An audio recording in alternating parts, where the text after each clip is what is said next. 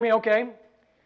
All right, Mr. Cameraman, you're going to have to move around, okay? Because I'm a teacher and I can't stand being in one spot. Even when I'm doing what I'm doing, I'm out and about. So, hey, it's my great pleasure to be here at the New Mexico Coaches Clinic. My first time in this great state. I wanted to let everybody know, even though I'm a Washingtonian, I grew up in the Pacific Northwest, and that's where I call home. I am a Christmas. Does that make sense to everybody? Christmas, as far as my sauces? All right, good. That was the number one question that Buster asked me. I got off the flight. I'm tired. I'm worn out from a long day of flying. And he said, well, which are you? I said, well, what are you talking about? He said, well, which sauce? I said, both. He said, well, you can't say both. We don't say both down here. It's Christmas. So I just want to let you know that I'm covering all sides here.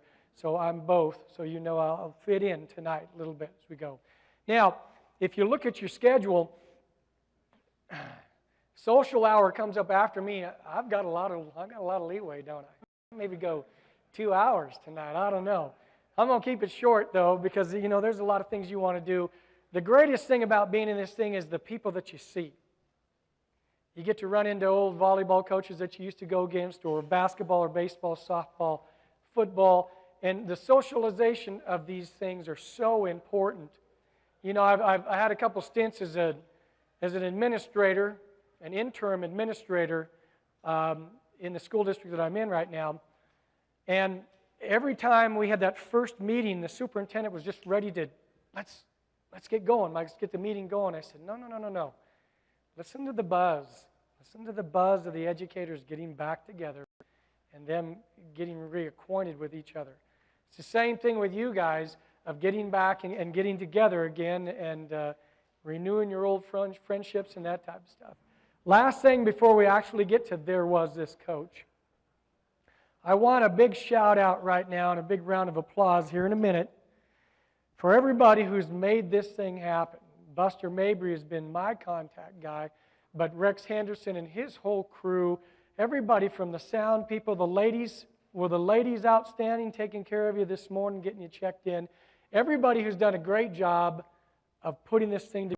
Can we get a big round of applause for those people, please?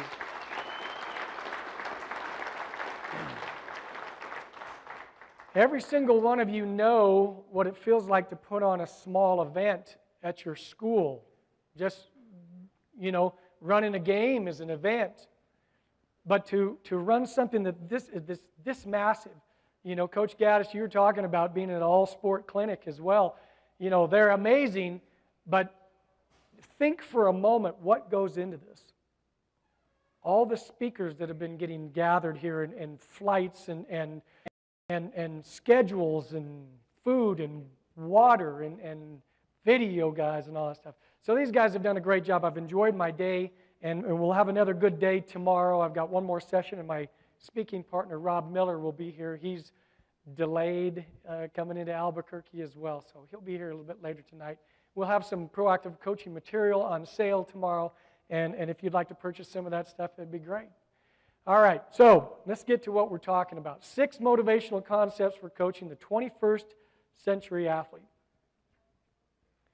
Now, all you veterans in here, you understand, we're dealing with a different crew, aren't we? When we've all grown up, everybody has, you know, Gen X, Gen Y. We're the boomers for this mature group in here, okay? We've got the millennials. What is it now? What are the young people now? What are they called? Anybody know? No, we can't use that word. No, that won't be it. So, but whatever they are, they're different and unique than what we've coached in the past. You younger people have an advantage over us older people, is that you get where they're coming from. You get technology a little bit more. This sometimes is a struggle for guys who are old, okay? So, we're dealing with a different crew. Now, let's talk about coaches. I'm telling you again, as I've said it before, you're in one of the most important businesses in the world. We are not doing it for money. I know what you get paid, okay? I know what you make per hour in the job that you're doing right now. And there ain't anybody. babysitters make more money per hour than what we do, okay, babysitting. So what people don't understand is what we do this as a love for the sport, and we do this for love of young people. And please, your entire career, don't ever forget that. That what you say and do will now be remembered for the next 20 years. I was talking to the football coaches about that earlier. What comes out of your mouth is like toothpaste. It never goes back in the same way once you squirt that out. And we have to be careful about what we say, and we have to do it in the right way.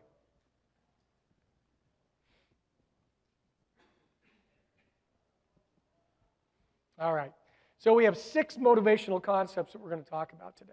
6 of them. And I'll try to go slow, but we get to talking, and pretty soon these things get to flying. We have plenty of material for that, okay, if you need it. Number 1, positive demanding. Number 2, visualizing success with your athletes. Number 3, knowing that conduct flows out of character. What you're teaching them, but also your character as a coach. Number 4, giving ownership away. Number 5, trust equals growth. And number 6, being passionate. Okay. Motivation. That's a key difference between being good and great coaches, is how you motivate. Okay? And what is it about great coaches that people say, there was this coach? Great coaches motivate through love and modeling. That's what great coaches do. They're great at the X's and O's. They're great at organization. But they show their young people that they love them, and they model that. One of the things that we do, and I'm a practicing coach, okay, so I speak for this organization as well, but, I start up football in a couple weeks in Washington. Our opening day of practice, we teach our football players how to hug. I know you're going, huh? We teach them how to hug. And not that awkward guy, dude hug, that kind of like this. We teach them how to hug. I show that with my assistant coaches. And we embrace each other. We tell each other we love each other all the time. That is a ritual we do after every single ball game. We meet at midfield, keep everybody away from our crowd, keep the crowd away from us, and then we talk for just a couple minutes, and then I say, all right, hug them up. Let's go. And it's amazing, especially after you've just gotten stomped, how much better you feel after about 2 or 3 hugs. Okay? We model love. We model it. And we want our team members to show that to each other as well. And when you do that, you can get people to do all sorts of things. Get them to do all the things they're capable of doing when you show your athletes. These coaches are life changers. All right, so concept number 1, positive demanding. Positive demanding. This gets a bad rap at times. People think it's punishment. Being positive demanding is not punishment. That's not what we do. There was this coach who pushed me so hard, he taught me how hard I could work, and that having fun is being good at something. Having fun is being good at something. And that's what we've got to get across to our young people. There's goof-off time, all that type of stuff, but it's unproductive, and we don't want to be unproductive. We have work to do. We still have to take care of the wins and losses. These coaches are relaxed and confident, and they know the fine line, the delicate balance between fun and discipline.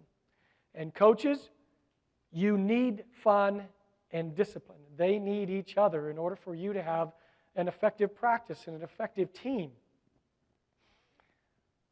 All fun is unproductive. It's a waste of time, a waste of energy.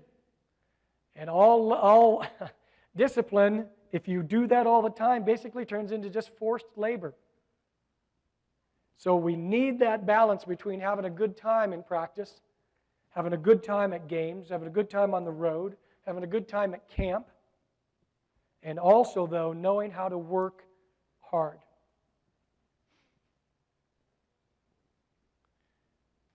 Discipline is simply focused attention and focused effort.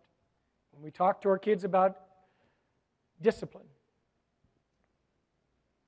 these are things that you don't need. Coach Gaddis talked about this in football. These are things you don't need talent to address. Okay?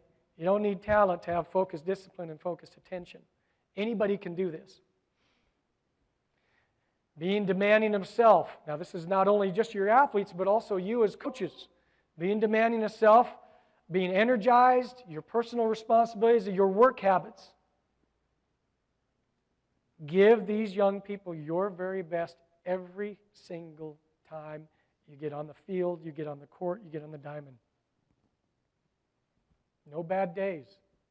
We're adults, okay? No bad days. Wipe it off. We tell our kids to do it, yeah? Just broke up with their girl, their boy, whatever. No bad days. You leave it right there. Come out here. Let's focus. Let's have fun being together. 3 reasons they're out for sports. Fun, the joy, and being around teammates. That's the 3 main reasons. We've done research at Proactive Coaching for 45 years. Small, tall, college, all the way down to Pee Wee. Top 10, 4 through 10, change a little bit. The top 3 have never changed. The fun, the joy, and being around each other. That's why kids play. And sometimes we take the joy out of what we do. As a coach, we need to have a sense of urgency. What we're doing is important. What we do is important. And we need to be demanding without being demeaning. Okay? And this is another fine line, coaches. We can be demanding, and it's okay to bark. There's nothing wrong with it. But if you bark all the time, you're a barking dog, and that's it. And then pretty soon they tune you out like everything else. Save the barking for when you need it, because it's effective. We know that because we have children. Save it for when it's needed. But if you rah, rah, rah all the time, it's ineffective. Positive demanding. Okay? Demanding out of love and respect, you can get all sorts of results. But once you are demeaning, a wall goes up, trust is broken, and learning stops.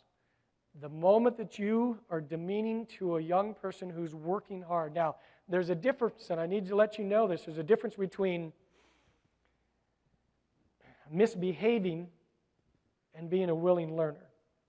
Because what we don't want to do is embarrass somebody who's working hard at what you're asking them to do.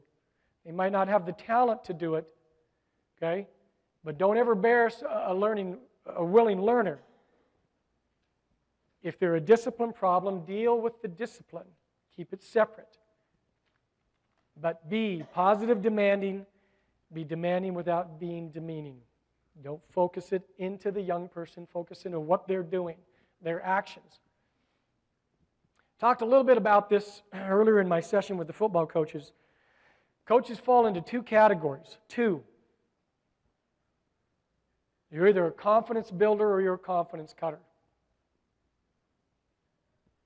Now, real quick, and I'm just going to pick on the people in the front row. Rex, you're first. It's not going to be bad, okay? I want every one of you guys right now to think in your mind about a confidence cutter. And I just want initials. So when I point to you, I want you to say LT, JL, whatever. Whoever was a confidence cutter for you, somebody that you remember that was tough on you, I want you to give me the initials. Rex, you're first. CG. Coach? TH. DW. You said that with kind of DW. Coach? BA. Okay. I was given this in Austin, Texas, and one coach kind of went, and I said, what was that? He said, SOB. So, yeah. Ladies and gentlemen, these young people are going to remember you for the next 20 or 30 years. I was just back at my 35th reunion. Okay, class of 82, makes me young in some of your books and really old in some of your other books, okay? And we didn't talk about algebra. We didn't talk about the English paper that we had when we were juniors. We didn't talk about any of that crap. All we talked about was you, our coaches, and our teachers. And the same stories of being 52, 53, 54 years of age, Same stories that we've been telling this whole time have stuck with us this whole time. You're either confidence builders or you're confidence cutters. And what I want you to think about, I pull up my lists. First grade teacher, second, third, fourth, fifth. My music teacher. By the way, I'm a band director in my real life. I teach band, okay, and the head football coach at where I'm at. Okay? My seniors run the band when I'm in at halftime. That's the other question I get. Okay? So, my band teacher and my head football coach are up on this list of being a confidence builder. This guy, I hope, is digging ditches in Siberia still.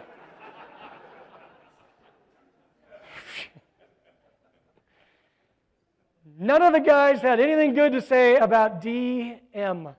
Nobody. He's a bad guy. He didn't love kids. He didn't love education. He didn't love teaching. He didn't love coaching. I don't know why he was there. Thank goodness he left and he started digging. All right? We haven't heard from him since. It's good. But I need you to remember what you're doing right now is going to be remembered. The words that come out of your mouth are going to be remembered. We have to be experts in the use of our words and our body language. We have to be experts in what we do. All right, concept number 2, visualizing success. Again, there was this coach who made me believe, he taught me that I was capable of more than I would have ever thought. Visualizing success. There was this coach who showed me I could succeed. She taught me that I could have a vision for my life. For my life.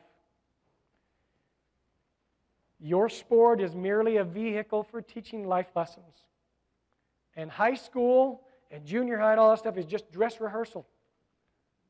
Just dress rehearsal for what we are doing now. For the life that happens from 18 until 70, 80, 90. We are getting across life skills to our young people. Find and celebrate small successes. Find it every single day in practice. Put kids in situations where they can succeed and win.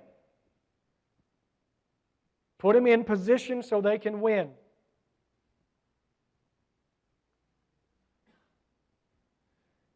Build a foundation of blocks for these people.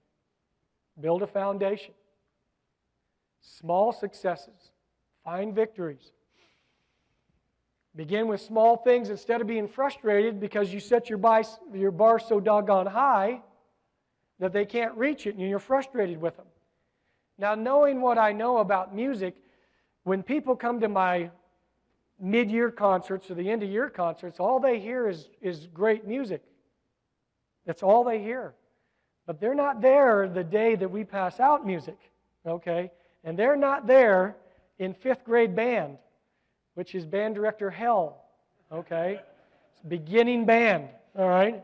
No, Johnny, you turn the trumpet around. It's the small end we blow on, okay?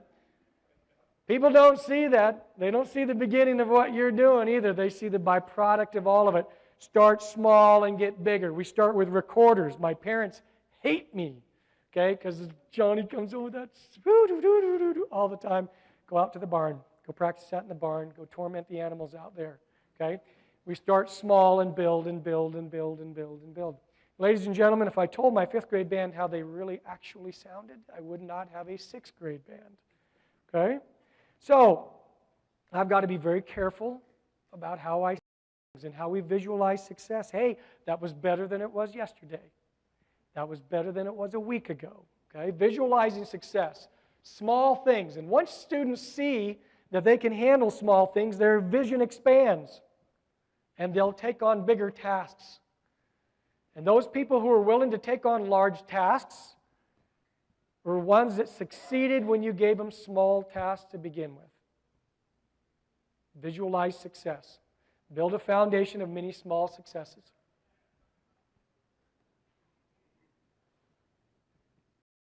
Look at the picture, ladies and gentlemen. Look at the picture. Because all of you have had that face. All of you. Every single one of you. 80% of communication between human beings is body language. The other 10% is facial expressions. The other 10% are the words that are coming out of our mouths. But that tells you everything you need to know. You know, in this day of emojis and all that, and kissy and butterfly wings and all the stuff we put on our phones, this is all that registers with young people. They get this. And so you have to be experts. When you take that hat off and throw it down and stomp it a couple more times, you've said crystal clear what you're saying to your quarterback. Okay? When my quarterback throws an interception, my first response is to just reach up gently and just put my arms around his throat. Okay? That's what I want to do. Okay? And then I've got to realize that's my only quarterback. Okay?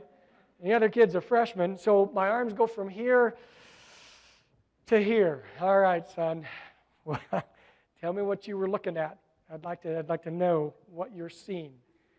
Okay? I need my quarterback to go back in, so I got to control this. Okay? I got to control it. I got to figure out what's going on. Okay? If he does it again, then I'll strangle him. All right? But we've got to be experts in the way we do things. A simple nod, a wink, a point right here says a million words, doesn't it? And you know how you feel when somebody looks at you and gives you that? Just that it. I don't need anything over here saying, wow, super great, that was so amazing, I've never seen anything like that before. All I need is this, coach. All I need to do is do this. A little smile, and kids feel 10 feet tall. You have to be experts here. Praise publicly and correct privately. We call this double positives. When we praise in public, when we praise out in front of other kids, it does two things. It praises the young person who's doing the action, but it also, the other kids see the praise that's going on, and they want to duplicate it. You will get what you reward. In practice, you will get what you reward. If you talk about, hey, nice job running all the way through the lines, Billy, great job of that. Susie, nice job all the way through, good finish. Pretty soon everybody's going to look around and say, that's what he values. But as I was talking with Coach a little earlier, the things that you permit, you promote. If somebody comes up to this line and you're standing on it, and they stop about 6 inches short and run back here, the moment you don't say it, you do what? You promote it. Absolutely. Okay? Double positives, getting back to this, double positives. Okay? Positive praise is a huge part of motivating. It can't be all fluff, all right? It can't be. You can't do that. There has to be a little bite to you at times. But for the most part, we want to spend time on positive energy and not on negative energy. All great coaches are dealers in hope, and that's what we do as a coaching family, is we deal in hope. And you veteran coaches, you have all those stories about those kids that come back and see you 10 years and 15 years and 20 years later and say, Coach, huge impact on my life. I don't know what I would have done had you not grabbed me and got me in football or basketball or brought me into the band. I was a nobody until you put a saxophone in my hand. And suddenly now I'm somebody. I'm respected. And that's what you offer, hope in everything that you do. Again, constantly see what they can become. One adult who believes in a young person, one adult outside the family that believes in a young person, allows that young person to walk through life confidently. And you're it. And you might be the only person. You might be the only person that sees any value. How many people listened to Chris Herron talk today? That was gut-wrenching, wasn't it? Almost bit a hole in my tongue. It's tough. How many people would trade places with Chris? All that talent, all of that. It makes your life seem pretty good right now, being humble and thankful for everything that's coming to you. Okay? And our young people need you in order to allow that to happen in their lives. See the very best in them. Unconditional love. And believe in people before they're successful. Now, in my coaching career, I've coached for over 30 years. I've taught for 29. I've taken over 2 music programs. Okay? And in both of those music programs, there were 5 directors before me in 4 years. So that means these little beasts with trumpets and trombones and wazoozis and everything else they've got ran out 2 directors in 1 year before I got there in both programs. Nobody was having fun. And they were awful. Awful. It's bad. It's a bad sound. Starting small, visualizing and saying, hey, this is what we're going to do together. We're going to do this together. We're going to build here. We're going to start off. We're going to learn our fight song. We're going to learn our fight song. And people are actually going to stand up in the stands and sing when the band plays. And the other thing we're going to do is we're going to learn our nation's fight song. We're going to play the Star-Spangled Banner. And we're going to play that thing well. Because I don't want people standing up and going, oh, dear Lord, the band's playing again.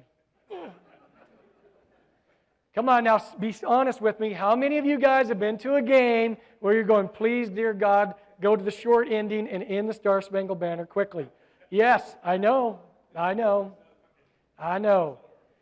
Did they just butcher a cow back there, or is that really the trombone section? Okay? Starting small and building and building and building and building. When I took over the coaching job, I told the other coaches in the room, I promptly went 1-8. Okay?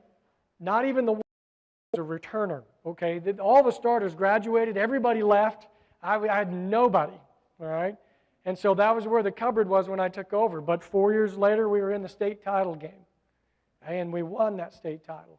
Small successes, build, build, build. Let these kids see what they're doing. My first band, jazz competition in Portland, state title in Tacoma, and then another jazz competition in Portland as well. All right, concept number 3, conduct flows out of character. There was this coach who showed me what she stood for, who would never compromise her beliefs. She taught me to decide what I stood for and to stand up for what I believed, to stand by my personal beliefs, regardless of what anyone else is doing. Conduct flows out of character. Coaches, monkey see, monkey do. You have to teach, model, and reward integrity. You have to do it. And I know we have our adult life, and we have our coaching life, and we have the kids' lives. But you can't tell me that when you were in school, you didn't know most of what was going on with the teachers in your school. You knew who was drinking. You knew who was having an affair with somebody else. You knew all that stuff. Nothing was beyond that. You knew. So for you to mistakenly think that kids don't know what's going on in your personal life, it's a mistake. Kids are very wrapped up in what you're doing. And they want to know what you're doing.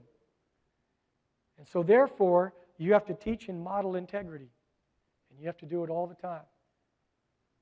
Because you can talk about that and you can put 1,000 posters up on the wall. But if you don't act that, they're not going to listen to a word you say. Surround young people with people of integrity. Hire good coaches. Hire good people for people to be around. Chris said it, didn't he? He said had he been around better people, he would have been okay. And what has he done to recover for the 9 years? Surround himself with good people. People of integrity. And we want our young people surrounded by people of integrity. If you have integrity, nothing else matters. If you don't have integrity, nothing else matters.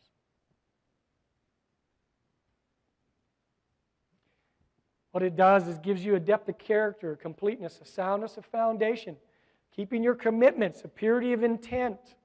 Kids know how to trust you. And it's fulfilling our intentions with actions, and that's what we're trying to get our young people to do. Fulfill the intentions with actions. It's a cornerstone of all character, acting out your convictions, every single decision we make on a daily basis is one of integrity. So the question is, do your beliefs and your actions align themselves? So as young people look at you, do they see the same thing? Or do they say two different things? Concept number 4, giving ownership away on all positive growth. There was this coach who made me never want to let her down. She said to me, "Look who you've become." Ladies and gentlemen, that's one of the strongest things you can ever say to a young person. Look who you've become.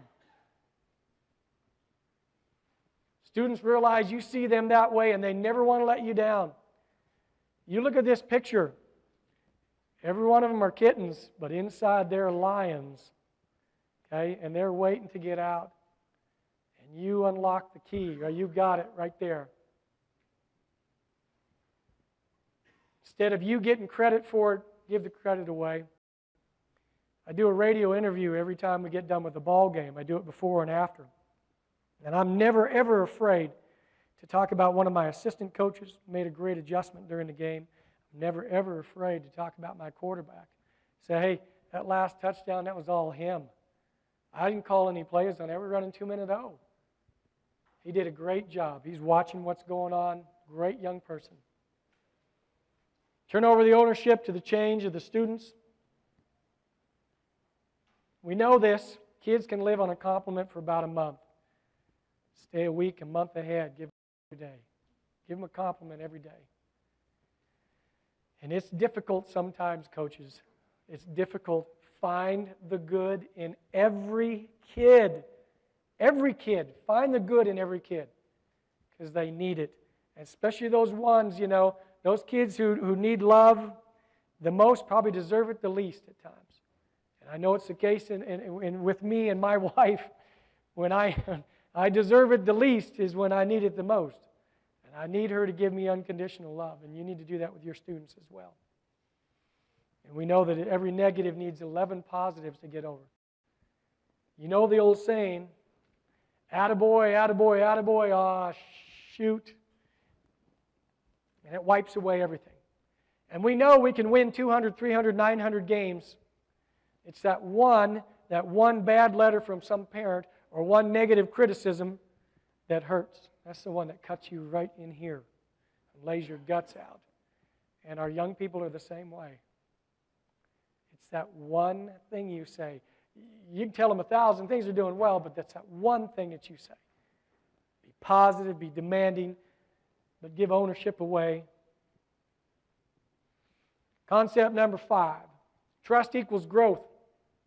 There was this coach who I trusted. She taught me to trust myself and not be afraid of taking risks and making mistakes. Now, this is an important concept. 1 through 4 was important, but this is going to be very important as we go through this. There's no more essential ingredient for character growth and skill than trust. You get kids to trust you, they'll do all sorts of things. I teach junior high band as well. Okay? And there's some people who go, no. I'll drive tractor all day. I'll get pulled by a tractor all day to keep from dealing with junior high people. I love junior high. That's one of my favorite bands. And I had a band director, an old wise guy, say, Mike, junior high kids will either kill you or kill for you. And I said, what do you mean? He said, if you win them over and you corral them, they'll kill for you. They'll go. But if you don't, it's the most miserable experience of your life. And junior high will run you out. I promise you that. How many people believe in that statement I just said? Junior high will, yes, thank you. So a lot of junior high people in here. I got you. Built slowly over time. Okay, all athletes are constantly asked to learn new skills, concepts, and strategies, and are challenged for continuous improvement. Now look at this picture closely. I'm going to tell you a couple stories. Everybody's learning to surf. That's what they're doing. And it's, gosh dang it, it's so easy to get up on the board when you're in the sand. And it's easy to stand there and balance and do all that stuff. When is the last time you put yourself out there as a coach? I'm not talking about in practice. I'm talking about it's something else that you do. All right. So 53, we've established my old age, 53. So when I now slalom ski, which is tough because I drank half the lake the last time I got up because the boat couldn't pull my fat butt out of the water, right? But now people stop and look at the anomaly because nobody slalom skis anymore. Nobody does it. So they stop and go, look at that old guy cutting her up. That's pretty good. So that's a source of pride. And for the next 4 or 5 months while I heal from that one slalom ski event. So now the next thing is wake surfing, yeah? Everybody knows what this is? So you get a boat, and you fill bags of water, and you tip the boat. Everybody sits on that side, and you go like 11 miles an hour. And then you're on a small board, and you're trying to stay on it. And if you're really successful, you get to throw the rope back into the boat and surf behind it. So I tried it last year for the first time. And the young guys in the boat are just going, no, what? You're embarrassing yourself. My wife is. I said, I'm not giving up on this. It is ugly. It is ugly. And so this summer I went back and tried it again. And I went a whole 5 seconds without the rope. And it was great. It was a great accomplishment for me. Okay? Here's the second thing that I did this year. In June. I've been after my wife about this forever, and I finally just said, I'm not getting any younger. And each birthday proves that. I'm not getting any younger. I signed up for a karate class. I'm in there with a bunch of 13-year-olds. I'm wearing the clothes of shame, okay, because I don't have a gi, and everybody knows I'm the rook, and I'm 53, and these 13-year-olds are going, what? This is terrible, okay? And I was. Now listen, I'm a pretty good athlete. I was a high school quarterback. I got some small offers from Linfield and some of those other schools in Oregon, and I got an offer to swim at University of Idaho. I was a good swimmer, AAU swimmer. Okay? So I'm a pretty decent athlete. And I'm telling you what, I'm a pig on roller skates in that class. The first night, I got knocked down 70 times. 70 times. How many of you get up off the carpet 3 or 4 times a day? I got up 70 times. And I look like a spaz. I'm horrible. And kids are just being really patient with me. And I appreciate it. But you know what? The sensei teaches just like I do. He shows it once and then walks away and does this. And I got to figure it out. And I said, you know what? Who that looks like? That looks like Mike Morgan. That looks like Mike Morgan coaching football. When a kid says, Coach, you got a playbook or you got something I can look at? No. Just going to have to watch and pick it up. So I'm mad because he's coaching like I'm coaching. And I'm having a tough time with it. But it's opening my eyes and expanding my vision to how my kids feel when I ask them to take on new concepts, when I ask them to try something new. And we need to remember this. We're asking these kids to try, fail, recover, and try again, over and over again. And mistakes are the lifeblood of what we do. And we have to have them.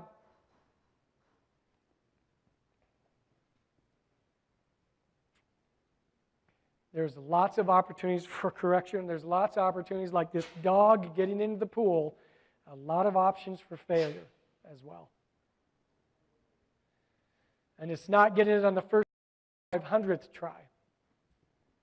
Try, fail, recover. And then what do we say as coaches? Yeah, we throw in that zinger. Do it with the right attitude. Try, fail, recover. Let me see that smile. Coach. We have very few natural athletes that get all this stuff the first time. We have very few of those. So we've got to work with those people who struggle. And failure is inevitable. And mistakes are the lifeblood of learning. It allows people to get to the next level. Encourage mistakes. Encourage it. Mistakes are the lifeblood of what we do. If my band doesn't make mistakes, I'm really either super good or they're super good, I need to go. But I'm okay with them making mistakes. As Coach said earlier, as long as they don't repeat the mistakes.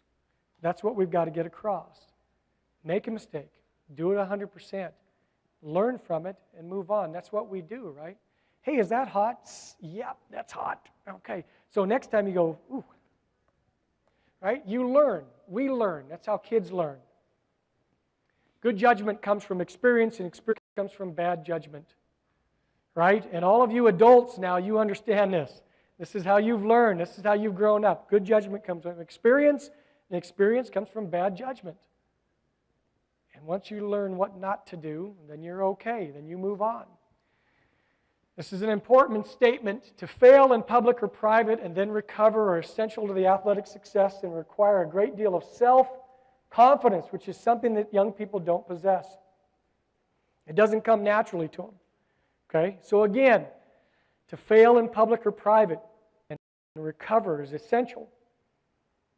Okay? But they have to have self-confidence in order to do it. The need for self-confidence is not so critical if the person who's failing and being corrected trusts and respects the person who's asking them to fail. If they trust you, they will play fearlessly. If they do not trust you, they play fearfully. There's a difference between both.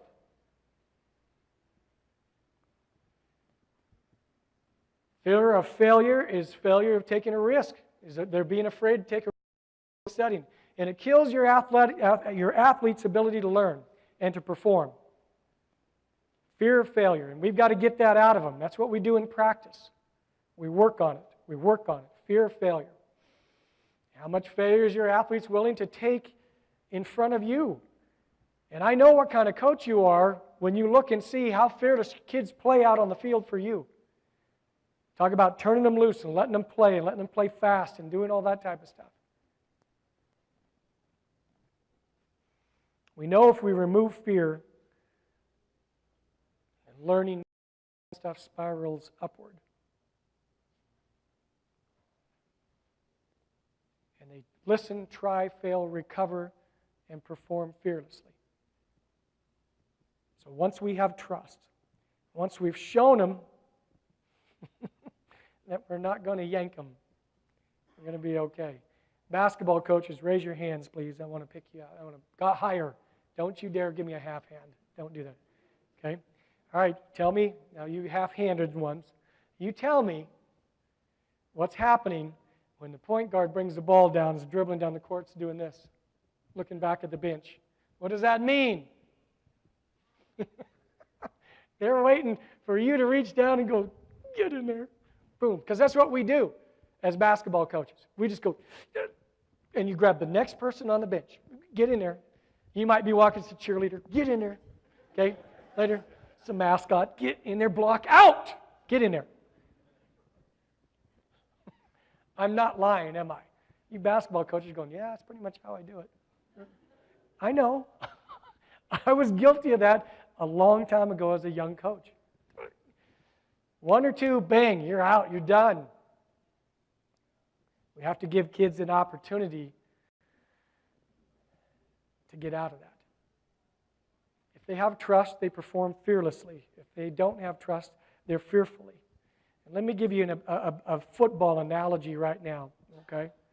And it works for just about anything, serving, in volleyball, or pitching, or whatever. You've got a DB, a defensive back, who breaks on the ball, and it's coming in, and he's done everything you've taught him to do. Everything. He's in perfect position. He gets the hand out, and it gets deflected. And it flies up, and the receiver catches it here and goes for 40 and scores a touchdown. What you say to the man after that will totally either make him or break him. You can look over, he can look over at you, and you can have your hat down, and you can go. You can do that. Or you can reach over and you can grab that young man and pull him in and say, hey, you did everything right. You did everything right. You broke on the ball. You were aggressive. Boom. Next time that happens, take it. Go 6. Now get back in there. Sick them. Now what's that athlete thinking at that point? Are they beat? They're going, that's the way my coach sees me. All right. I'm going 6 next time. Going the other way.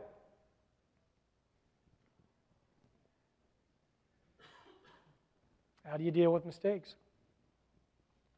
If your kids are constantly looking at the bench because they're coming out, they're playing fearfully.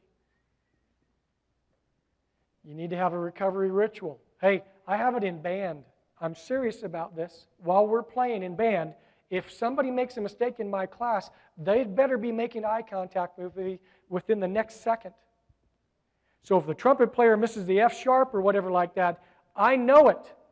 I know where it came from. I better see a set of eyeballs looking up at me and going, and then I'm done, right? How can you keep whipping a dog when it keeps putting his tail between his legs and going, I'm sorry, I'm sorry, I'm sorry, I'm sorry, I'm sorry. You just, okay? And I don't do that. If the trumpet players all look at me and go,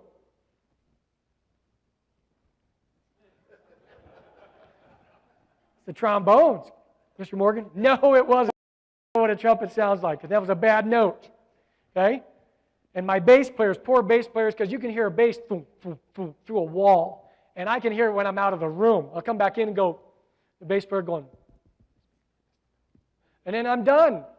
So you need to give your kids a recovery ritual and let them know, hey, I made a mistake, I know what I did, and I've got it, coach. I got it. Now, if they tap themselves out 3 or 4 times, they got to come out. They got to sit next to you because they're bad, okay? They're just flat bad. You can't tap out multiple times, all right? That only goes so far, and then we got to get somebody in there and let you recover a little bit. But you have to allow people to recover from a mistake. That's part of trust. How do you verbally and physically respond to mistakes? Do you do like this ex-coach from Syracuse? This coach here? How do you do it? How do your facial expressions, your body language? Best coaches, again, have learned to distinguish between mistakes made at lack of effort and lack of attention and mistakes made at full attention. If your kids are giving you your absolute best, you've got to differentiate that between, are they just being lazy? Did they take a play off? Are they being undisciplined? Those are 2 different things. Do you understand that? You've got to understand the difference between those 2 things. They've learned to dignify through actions and words all the mistakes made at full speed and full attention. By the way, that's our guy. That's Pete Carroll. That's Washington guy right there. Okay? Okay, Seattle Seahawks. And our boy Russell as well. Okay? I'm going to throw this up real quick. We're running out of time. Okay? Low trust organizations. No influence, wasted time, lots of excuses, low energy, low investment. When you work for a group like this, that's what it is. Teachers shut their doors. People start working by themselves. Nobody collaborates. Same thing. People don't want to work with each other. High trust organizations are the exact opposite. There's easy communication. There's high trust. Okay? There's engagement. Kids trust their training. They know what you're teaching them is cutting edge. You're here at the New Mexico Clinic. You're learning what to do. And they trust that you're going to have your game plan ready to go when you start up. High accountability, clear standards, lots of energy, fearless, healthy risk-taking.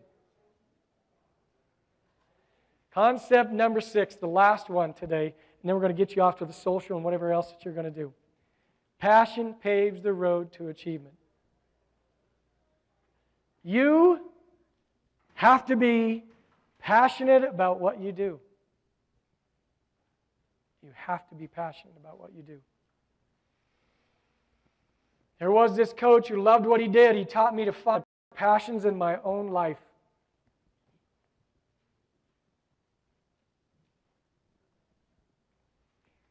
Come on, everybody's seen the show, and if you haven't, that's your homework assignment.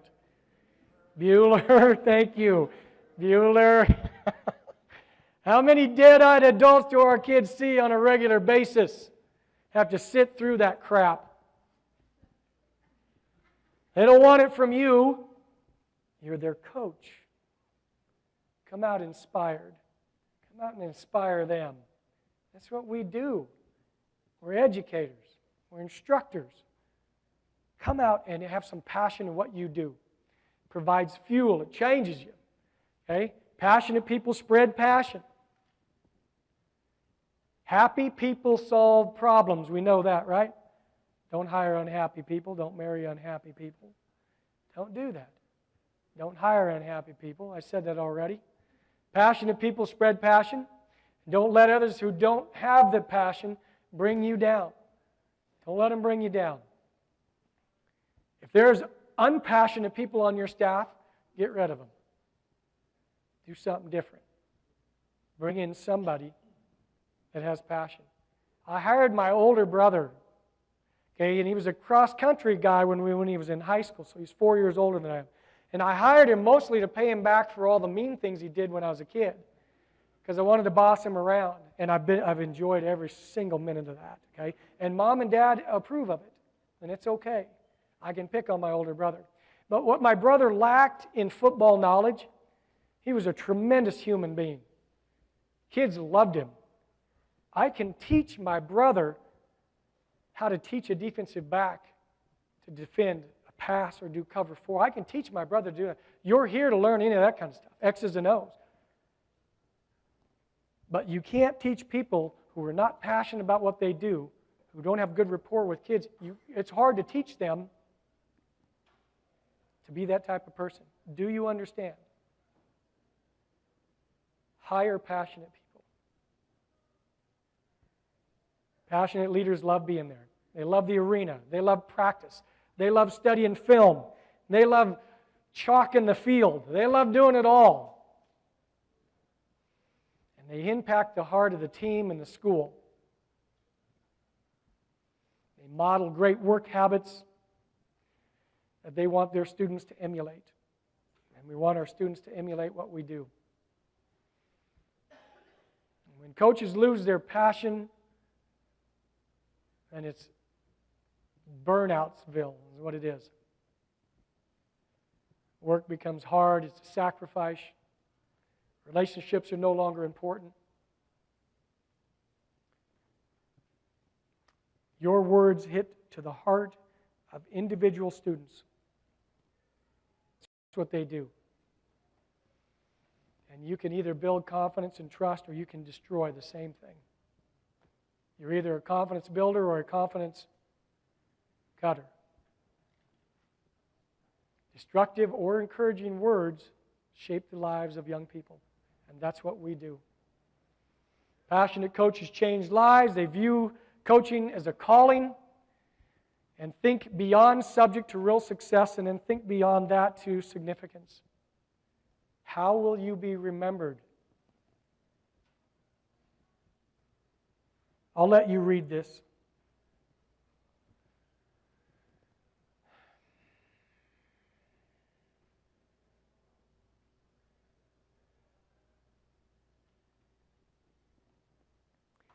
It gives our profession eternal value. That's what it does. In everybody's life, at some point, an inner fire goes out, then it's burst into flame by an encounter with another human being. We should be all thankful for those people who rekindle our inner spirit. You know who that is? That is you. That is every single one of you. And again, Buster and his staff have done a great job of steering this thing towards character, towards educating you to make the lives of the young people that you deal with better every single day that you're around them. What are they going to say about you at the 10-year reunion? And the 20, and the 30, and the 40. Because Coach Gaddis, they will talk about you. I promise you that. They will. And it'll all be good. It'll be roses.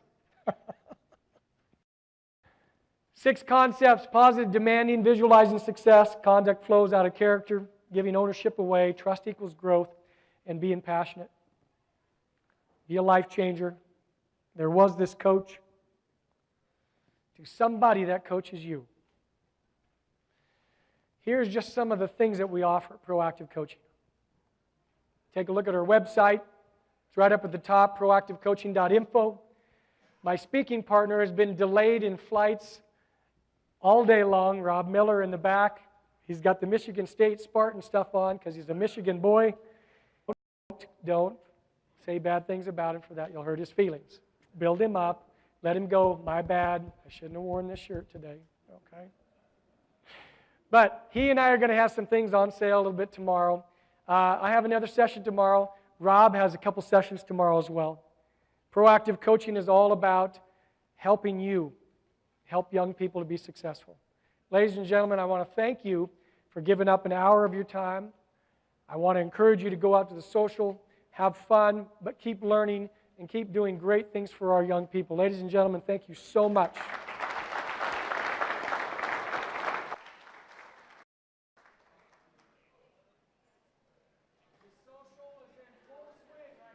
So